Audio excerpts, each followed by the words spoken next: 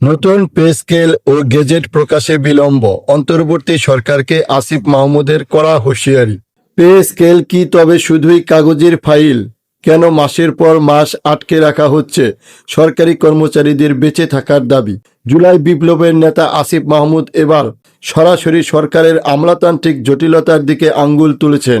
তিনি স্পষ্ট জানিয়ে দিয়েছেন, রুটিন মাফিক কাজ নয়, বরং দ্রুত গেজেট প্রকাশ করে কর্মচারীদের পকেটে টাকা পৌঁছে দিতে হবে।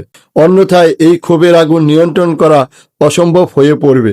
সরকারি কর্মচারীদের দীর্ঘদিনের প্রত্যাশিত বেতন কাঠামো বা পে স্কেল নিয়ে সরকার যখন ধীর গতিতে এগোচ্ছে, ঠিক তখনই দৃশ্যপটে আসলেন আসিফ মাহমুদ সজীব ভুঁইয়া।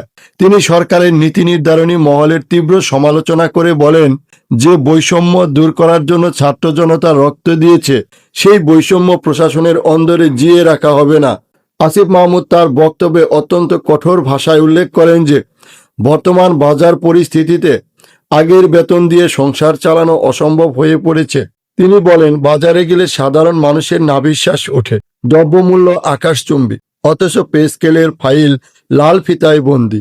এই কালক্ষেপণ সাধারণ কর্মচারীদের সাথে প্রহসনের সামিল। তিনি সরাসরি অর্থ মন্ত্রণালয়কে উদ্দেশ্য করে বলেন, আমলাতান্ত্রিক ফাইল চালাচালি বন্ধ করে দ্রুততম সময়ে গেজেট প্রকাশ করতে হবে।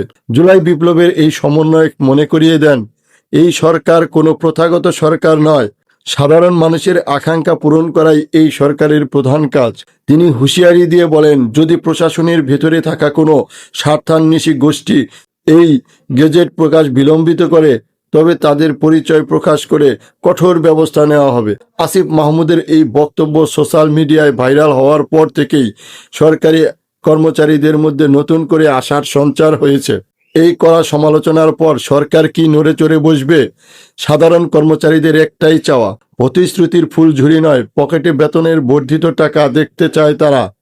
এখন দেখার বিষয়, এই আলটিমেটামের পর গেজেট প্রকাশের প্রক্রিয়া কতটুকু ত্বরান্বিত হয়।